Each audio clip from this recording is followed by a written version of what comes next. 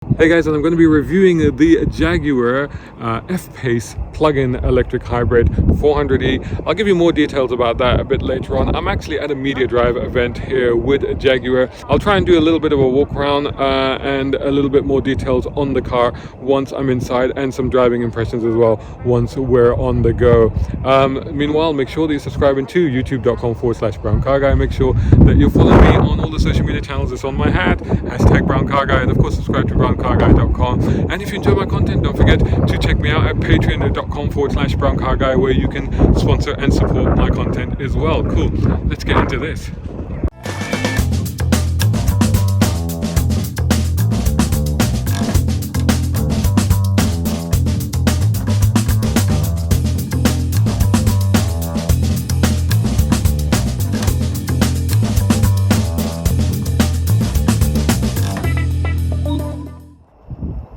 So this is the extensively updated Jaguar F-Pace. You can definitely see a difference at the front. I mean, you can see that grille and stuff.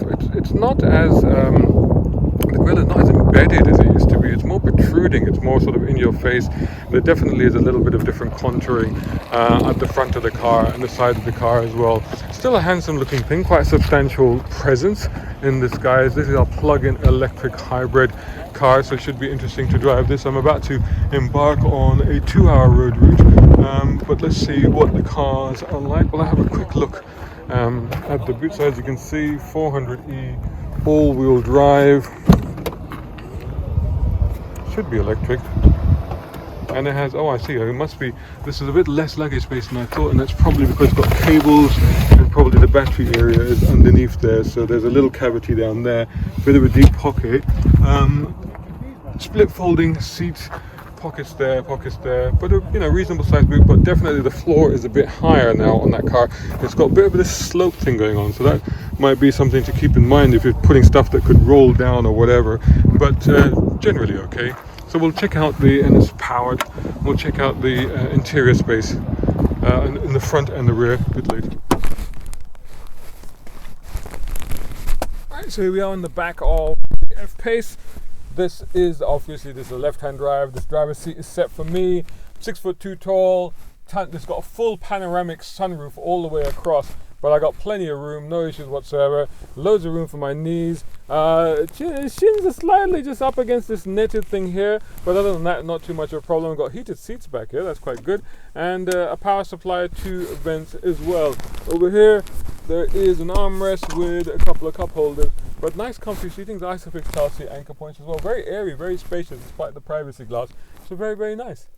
This is the new Jaguar F-Pace, and it's got an all new crafted interior, it says, and as you can see here, if you can make this out, a floating kind of panel, very big, very clear, new infotainment system, works really well. This kind of stubby gear lever, lots of storage space, nice big comfy seats, a bit too comfy because they were holding me quite tightly until I found the adjustment here to release the side bolsters and give me some more room. Entirely digital instrument panel, nice steering wheel with remotes on there, pretty much as you would expect from a Jaguar, very nicely done.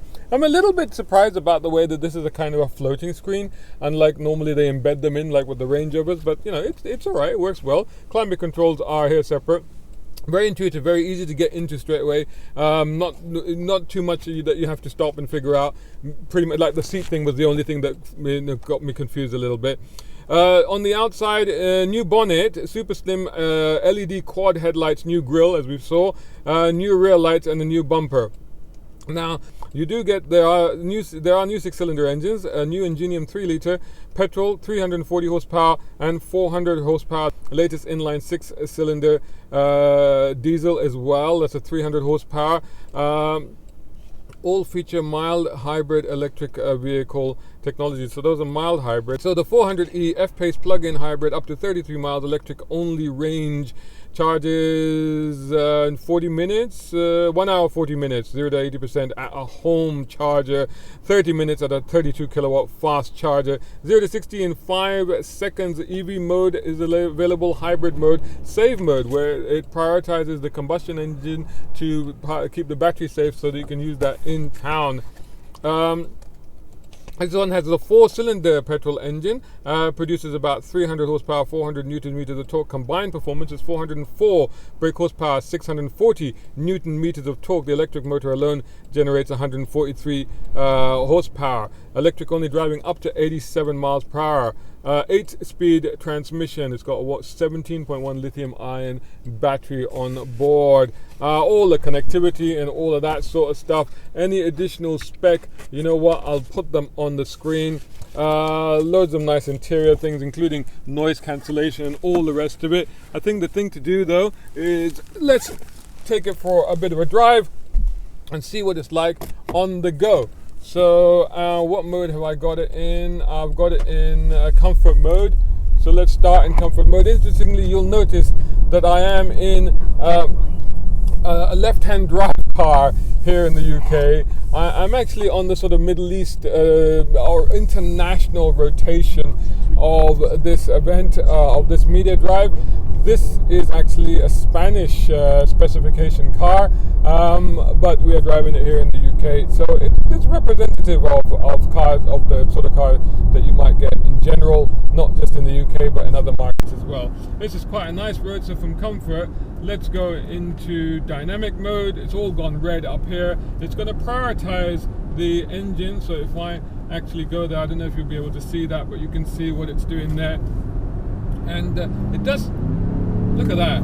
I don't know if that's artificial sound, but that sounds really good, you know. It's, you know, and I can actually, if I put it down there, it's in sports mode now.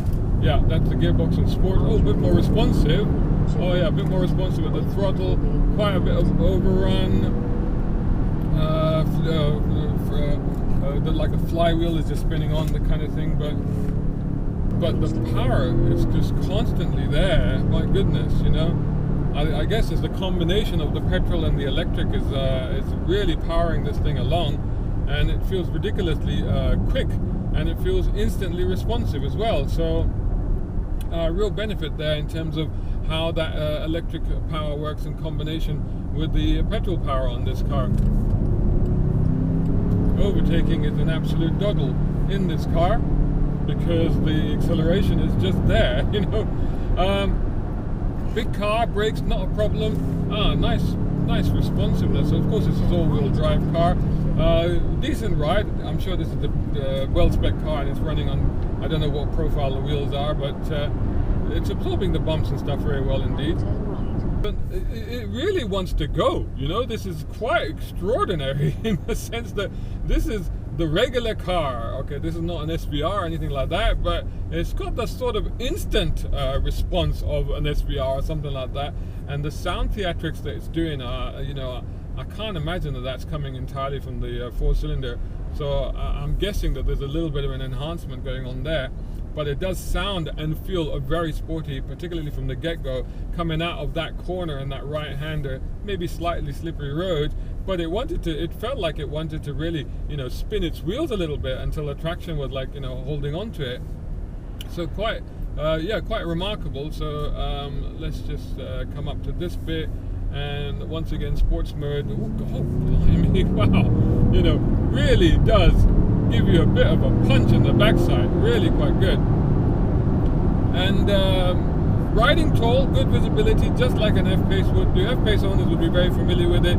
There's a bunch of enhancements with this car, but it's essentially, I think, an evolution of the car that was introduced in 2015. I'm actually quite surprised at how frisky this car feels, considering that it's a largish SUV and a hybrid, and yet, you know, look at the sound of this thing. It's incredible. I'm really quite surprised about it, actually. Let's try the paddle shifts. Oh, good response. Yeah, definitely. Just a slight little hesitation on the upshifts, but nothing significant. Let's put that back on the map. It's a nice big screen, very easy to use. I've got heated seats, which are appreciated on this rather cold morning. 3 degrees outside.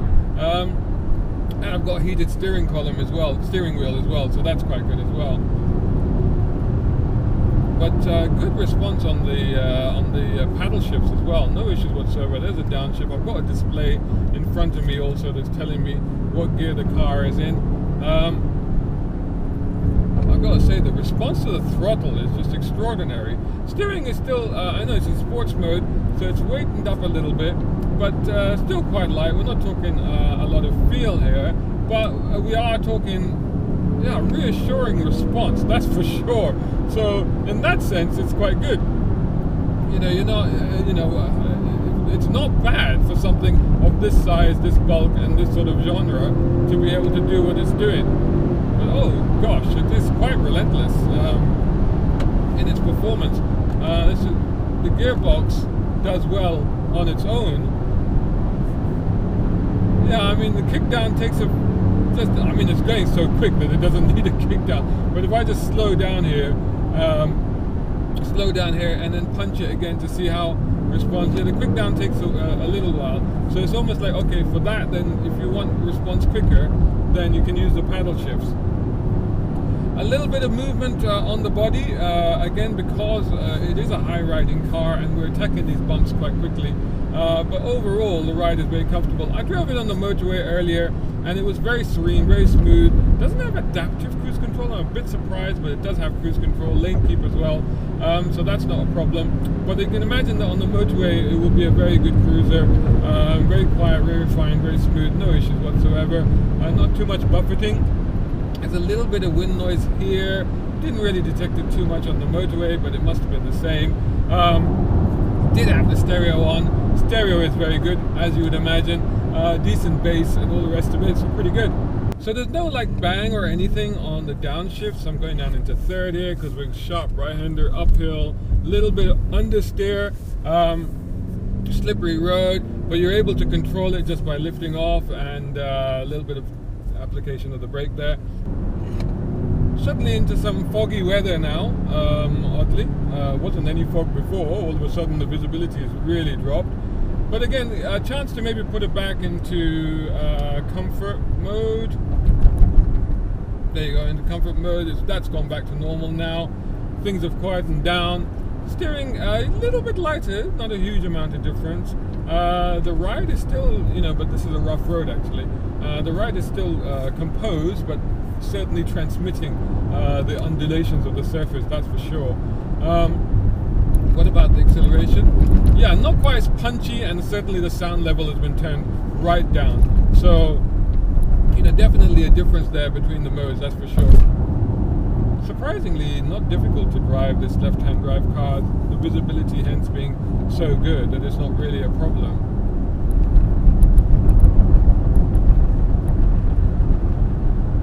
So there you go. I mean, I think this is an improvement, and also, not only is it an improvement, externally I have to say I prefer the looks of the previous car. I just think so, particularly the front. I think really standout Jaguar look more about that car. Aside from that, definitely an improvement. The interior is definitely an improvement. And if you're thinking you can't afford the SVR or whatever, I don't think you're losing much by gaining this one. And this in the hybrid form. I know that sounds a bit ridiculous, but I think that's quite extraordinary that this car in hybrid form is as sporty and as punchy as it actually is. But yeah, thumbs up on as far as I'm concerned. Hope you enjoyed that video. If you did, make sure you hit that like button. And you know what? Leave a comment and share it if you can. And of course, you're subscribing, right? To youtube.com/BrownCarGuy. Of course, also to browncarguy.com. And follow me on Facebook, Instagram, Twitter, and even on TikTok. Just search for my hashtag. It is hashtag BrownCarGuy. And you know what? If you enjoy my content, you can sponsor it as well. And you can do that at patreon.com/BrownCarGuy. And your name will appear like these gentlemen coming up here on my content at the end of the video, in my written text, and on some of my Instagram posts. And that's a reach of 350,000 views in total on my YouTube channel, 2,000 plus subscribers, nearly 8,000 followers on Instagram. So you know what, if you have something to promote, you're most welcome to do that, and you can do that from as little as £2 or $2 a month, the price of buying me a coffee. You do that, right? And you can join this incredible lineup coming up on the screen, which of course includes Muhammad Humaid over in UAE, Partha Srinivasan in India, Tom Conway Gordon here in the UK, Isaac Boshad over in America, Reza Adil here in the UK, also Muhammad Qasim here, Siraj Abbasi here, Mark Waddell in Canada, Zaka Kogliani over in America, and a dear childhood school buddy of mine, Shahir Haki, also over in America. See your name coming up here. Just head over to patreon.com/browncarguy, and I'll see you all in the next video.